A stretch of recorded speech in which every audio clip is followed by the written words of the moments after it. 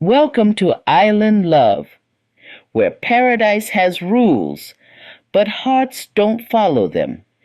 11 singles arrive in San Pedro, Belize, looking for love, or something like it. But when secrets surface and exes walk in, romance turns to rivalry fast. On this island, the sun isn't the only thing heating up. This is Island Love, the Belizean Spin-off. Let the games and the heartbreak begin. Jasmine Tillett never met a spotlight she didn't like. At 28, with a magnetic laugh, waist-length braids, and a wardrobe so bold it needed its own passport, she had long been the loudest, most unpredictable cousin in the Tillett clan. So when she saw the casting call for a new Caribbean dating show, Island Love San Pedro edition, she applied half-jokingly while eating panades in her bonnet. 2 weeks later, she was boarding a boat to Ambergris Caye, suitcase in hand, lashes locked and loaded. This is either going to end in marriage or memes, she told herself, snapping a selfie with the caption, "Y'all pray for me." The Island Love Villa was like something out of a resort brochure. Ocean views, infinity pool, coconut trees swaying dramatically like they knew they were being filmed. There was a DJ from Trinidad, a yoga instructor from Barbados, a dreadlock dentist from Jamaica. And then there was Maurice, a tall, caramel-toned tour guide from Hopkins, who looked like he belonged in a coconut oil commercial. He blinked twice. "Whoa," Jasmine smirked. "Hi, I'm Jasmine, like the flower, but with more spice." The producer whispered to the crew, "Mark her as the wild card." Later that night, during her confessional, Jasmine looked dead into the camera and said, "I didn't come here to play it safe. I came to fall in love or start a scandal. Either way, I winning." Cue theme music, drama unlocked. The moment Jasmine walked in, the camera crew whispered, "We got our star." She made her entrance in a yellow cutout dress that popped against her brown skin, heels clicking like punctuation marks, and a smile that could charm a customs officer. The other contestants froze. Jasmine woke up in the villa the next morning to the sound of seagulls, ocean waves, and someone playing soca music way too early. She stretched in her satin robe, slid into her neon slides, and strutted toward the outdoor kitchen for her first official cast breakfast. The villa buzzed with energy. Maurice was shirtless, flipping Johnny cakes on the griddle, and every girl was pretending not to stare. Jasmine smirked. She wasn't pretending. "Morning, Hopkins," she said sweetly, grabbing a mango slice and popping it into her mouth. Maurice grinned. "Morning, Lady Yellow Dress. Sleep good?" "Like a princess on a memory foam throne." They laughed, but just as Jasmine turned to sit down, the front gate opened, and in walked someone who sucked the breeze out of the whole Caribbean. She stopped mid-chew. Her hand froze in the air. Her fake lash almost lifted off from the tension. "No, freaking way." It was Trevin Martinez, her ex, the last man she ever blocked on everything, including WhatsApp, Gmail, and Digicel voicemail. Trevin walked in slow, like he was entering a dance hall, dimple flashing, tattoos peeking out under his white linen shirt. "Surprise," he said, looking straight at her. Jasmine nearly dropped her cup. Trevin was the one who ghosted her for 3 weeks, then posted a soft launch with a girl from Corozal. And now he was standing here, all glowy and smug, acting like they were about to play nice. Maurice glanced between them. "Y'all know each other?" Jasmine let out a tight laugh. "Oh, we go way back, right, Trevin?" Trevin smirked. "Long time. No closure." Camera zoomed. Producers grinned. And just like that, The game changed. By noon, the heat in the villa wasn't just from the sun, it was from unresolved tension and suspicious side eyes. Trevin was lounging in the hammock, strumming a guitar like he didn't just crash Jasmine's tropical fantasy. Maurice was quieter than usual, watching from the shadows like a lion in a button-down. And Jasmine? She was plotting. "I didn't come here for ghost of boyfriend past vibes," she whispered to the producer. "This ain't Belizean X-Files." Later that afternoon, the first group date challenge was announced. Coconut Connection. Each contestant had to crack open a coconut, drink from it, and answer a personal question from the infamous island jar. Simple enough, until Jasmine and Trevin were randomly paired up. The production crew pretended it was fate. Everyone else knew it was premium TV. Jasmine rolled her eyes. "Y'all really trying to get me locked up on this island." Trevin smirked. "You always liked drama, Jazz." "Correction," she snapped. "I liked honesty. And coconut shrimp. You gave me neither." The group laughed nervously. They cracked open the coconut. Trevin using his teeth like a caveman, Jasmine using a spoon and sheer spite. The question from the jar? "What's your biggest regret in love?" Trevin looked at her.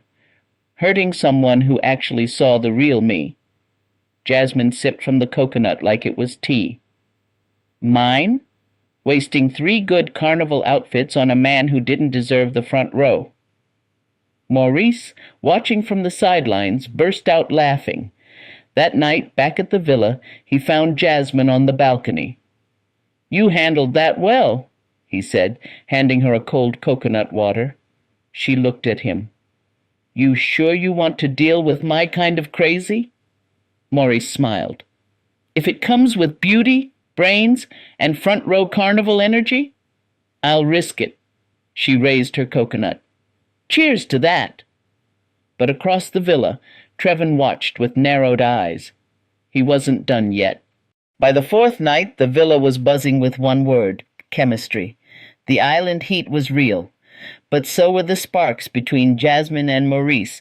They shared inside jokes, mango slices, and long glances that made the camera crew zoom in way too often. But with Trevin lurking like a mosquito you can't slap, things weren't all sunshine and coconut oil. To stir the pot, the producers planned a romantic group event, a beach bonfire and traditional fire dance, hosted by Garifuna drummers. Couples were encouraged to match energies through movement. Jasmine wasn't worried. She had hips, rhythm, and confidence for days. The night began with drumming, coconut rum, and wild cheering. Maurice pulled Jasmine to the center. She moved like waves, graceful, powerful, and hypnotizing. He followed her lead like a pro, hands around her waist, whispering something that made her laugh mid-spin. Then Trevin stepped forward. "I want to dance with her next," he said. Maurice froze. Jasmine blinked. The crowd held their breath. She should have said no, but the mischievous part of her, the one that wore glitter to funerals, said yes. The drums pounded. Trevin reached for her, and she let him twirl her once, twice, and then he whispered in her ear, "Still feels like we got something, no?" Jasmine spun out of his arms like fire licking the air. "No, Trevin, what we had burned out when you forgot how to answer texts." The crowd oohed. Trevin smiled like it was a game. "Just saying, you never danced that wild with him." Behind them, Maurice's jaw tightened. He turned, walked off the beach, and disappeared into the dark. Jasmine's heart dropped. She watched the fire flicker and realized the real heat wasn't from the flames. It was from the feeling she didn't see coming. Jasmine searched the villa. Maurice was nowhere. She checked the pool deck. Empty. The hammocks? Just a stray iguana chilling. Finally, she found him near the back gazebo, sitting on the ledge, headphones in, eyes locked on the ocean, like it had all the answers. She didn't say anything at first, just stood there awkwardly, hugging her elbows. He took out one earbud. You dance real good. That wasn't a dance, she said softly. It was damage control. He nodded, jaw clenched. Felt like deja vu. You ever watch someone play with fire, then wonder why they get burned? She winced. I wasn't trying to play you. Maybe not, but you didn't protect me either. Oof. That one hit deep. Jasmine sat beside him, brushing sand off her feet. You know what's wild? I came here looking for Instagram followers and island cocktails. I didn't plan to like anybody, least of all some laid-back Hopkins tour guide who keeps coconut candy in his pocket and knows how to braid hair. Maurice cracked a smile. You noticed the candy, huh? She nudged him. You gave me 2 pieces. That's intimacy. They sat in silence. The stars blinked overhead. Somewhere, a crab scurried under a bush. The villa lights glowed behind them like temptation waiting to creep back in. Then he turned to her. I like you, Jasmine, but I'm not here to fight with ghosts. I need to know if you're serious, or still living in some soap opera. Before she could answer, her phone vibrated. A message. From Trevin. Meet me by the dock. One last talk. Just us. Jasmine stared at the screen. Her past or her maybe future? She looked at Maurice. I need to clear something up. He nodded, but his eyes said everything. Don't take too long. The dock behind the villa was quiet. The water shimmered with moonlight, the air smelled like salt and hibiscus, and the only sound was the distant beat of music from the bonfire. Jasmine walked slowly, heart thudding. She wasn't sure if it was nerves or regret or both. Trevin stood at the edge, leaning on a post, shirt unbuttoned just enough to let the breeze play with it. He turned as she approached. You came. Don't flatter yourself, she snapped.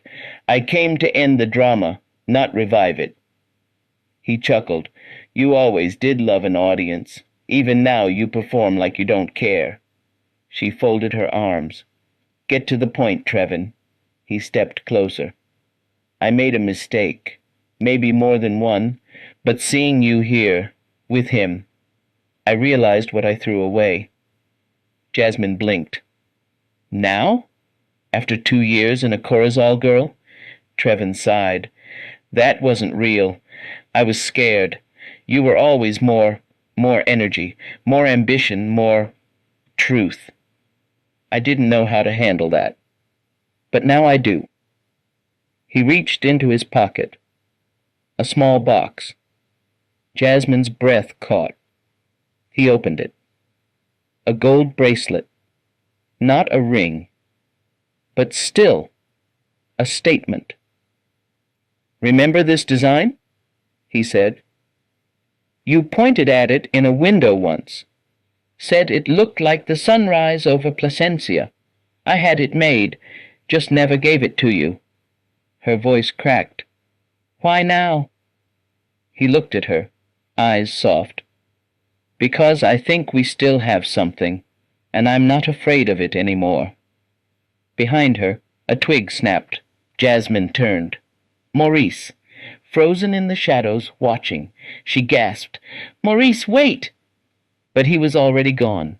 The bracelet glinted in the moonlight, heavy with meaning, and Jasmine stood there, torn between history and hope. Jasmine didn't sleep. She sat on the villa balcony in a sarong and hoodie, staring at the stars like they owed her answers. The bracelet Trevin gave her sat on the table, untouched. Pretty, familiar, but heavy. Her mind raced. Trevin, the man who broke her heart, who once ran from her light, is now begging for a second chance. And Maurice, the man who met her without masks, who made her laugh when she wasn't trying, just watched her embrace a ghost from her past and walked away. The next morning was awkward. Cameras rolled, contestants whispered. The breakfast table was quiet until Jasmine entered. Trevin sat at one end, confident and smirking. Maurice? Nowhere. Jasmine pushed past the crew and found him by the beach, tightening the straps on a kayak. He was wearing shades, but his energy was cold as limestone. Hey, she said gently. He didn't look up. You choose? That's why I'm here, he sighed. Let me guess. He made a nice speech, brought jewelry, and told you he's changed. He did. And? She took a step closer. I didn't come to talk about him. I came to talk about us. He finally looked at her. I came here expecting games, she said, voice shaking. But you gave me something real. Respect, patience, coconut candy, and quiet mornings. You didn't try to impress me. You saw me. And for the first time, I saw myself. She took off the bracelet and dropped it in the sand. That's my past. Then she pulled something from her pocket. A small keychain shaped like a conch shell, the one Maurice gave her after their first swim together.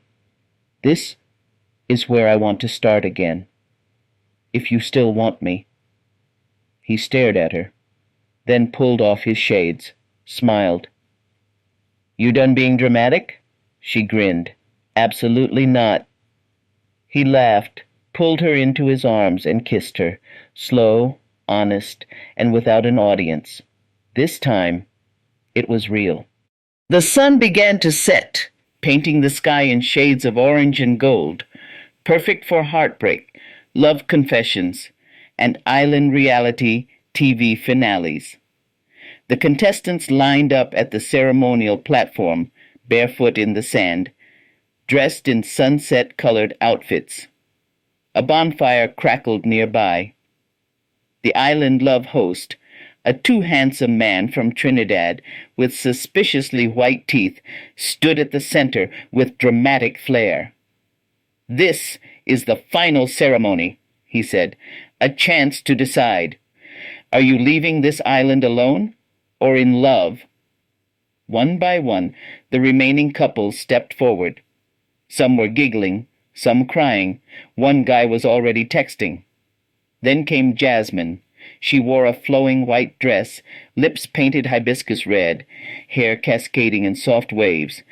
She looked like the main character, because she was.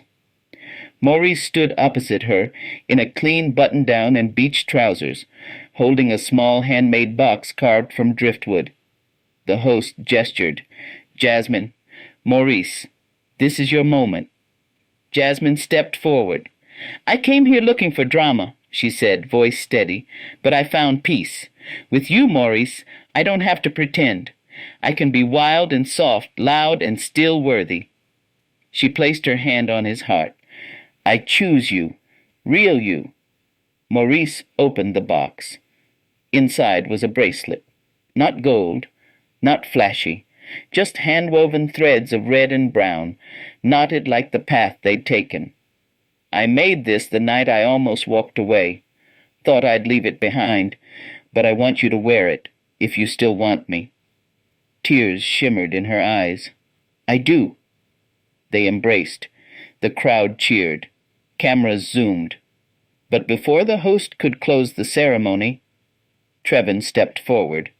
Wait, gasps. Jasmine, he said, holding out his phone. Before you go, I think you should see this. On the screen, a screenshot of Maurice from 6 months ago, kissing another woman. The crowd went silent. Maurice's face dropped. Jasmine's breath caught. The island wasn't done with them yet. The wind picked up, not from the sea, but from the chaos. Trevin stood like a smug statue, phone still outstretched as the cast and crew froze. Jasmine stared at the image. Maurice, 6 months ago, leaning against a boat, locked in a kiss with a woman wearing bright red lipstick and curly blonde braids. Her mind spun. Maurice? The sweet, steady man who gave her sea glass and silence? Maurice's jaw clenched. That's not what it looks like. Jasmine took a step back, heart pounding. So what is it? Trevin stepped in like a vulture. He told you he was ready, but real talk, he's been playing it safe while still tangled with someone else. Ask him about Lana. The name hit Maurice like a slap. He looked at Jasmine. She's an ex. That kiss, it was a goodbye. She showed up at my shop. Emotional. We talked. It ended right there. Jasmine's eyes narrowed. So why didn't you tell me? Maurice exhaled. Because I didn't think it mattered. I met you after. You made me forget her. I didn't want to drag the past into what we were building. Trevin folded his arms. Sound familiar, Jazz? Her face tightened. Don't call me that. The host whispered something into his earpiece. The cameras kept rolling. This was the moment, the final twist. Jasmine looked between them. One man who betrayed her before, now exposing another. And one man who may have hidden a piece of his heart. Did you ever think, she said slowly, that I've had enough of men who leave out the full truth? Maurice stepped forward. Then ask me anything. I'll tell you. No games. Trevin smirked. Too little, too late. Jasmine held up her hand. No, I decide that. She turned to the host. I want 24 hours. No cameras, no confessionals, just time. The host blinked. You're requesting a blackout? Yes, she said firmly. If this is real love, I need to feel it, without the lights. The host nodded, and for the first time in island love history, filming stopped. For the first time since she stepped onto the island, Jasmine wasn't mic'd up. No makeup team, no producers whispering in earpieces, no ring lights in her face, just a quiet morning, a hammock swaying on the villa porch. Maurice sat beside her barefoot, in board shorts and a faded Garifuna Drum Festival t-shirt. He looked real, raw, nervous. Jasmine sipped her coffee, black, no sugar. He watched her like every word she might say could be a blessing or a hurricane. She broke the silence. So, Lana? He nodded slowly. We dated for a year. I was ready to settle. She wasn't. She left for the States, came back suddenly, and showed up crying at my dock. The kiss wasn't planned. It was goodbye and closure. You sure? Jasmine asked, eyebrow raised. I'm sure. Then why hide it? He looked down at his hands, big, steady, honest hands. I didn't want it to mess up the one thing that's felt different. With you, I laugh. I breathe. I don't have to explain myself. I didn't want to give you a reason to second-guess us. She was quiet for a long time, then, and Trevin? Morris chuckled softly. Trevin is a distraction. Loud, shiny, dangerous. But you? You're the lesson he never learned. Jasmine smirked. Bars. They both laughed. The tension cracked like a coconut. Morris leaned in. Jasmine, I don't want to win a show. I want to build something with you. From scratch. Messy. Real. You in? She stared at him. Really looked. Then took his hand. No more secrets, she said. No more lies, he replied. They sat there, fingers intertwined, waves crashing in the distance. And though the cameras weren't rolling, this was the moment the world would have replayed 1,000 times. After the island 3 months later, the Island Love San Pedro edition finale aired on national television and streamed worldwide on Caribflix. Watch parties erupted from Belize City to Brooklyn.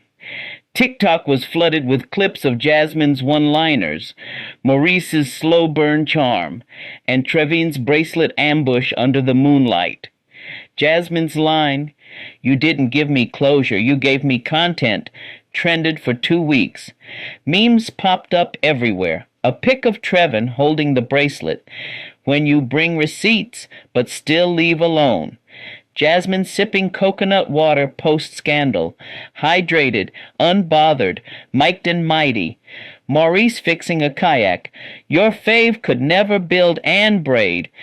In the reunion special, Jasmine appeared in a red jumpsuit and gold hoops, glowing like she swallowed the sun.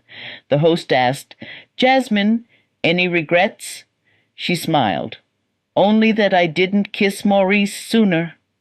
Maurice, seated beside her, reached for her hand. "That's my only regret, too." The crowd melted. Trevin, sitting 3 chairs down, just sipped his water with a tight jaw and a single tear of shade.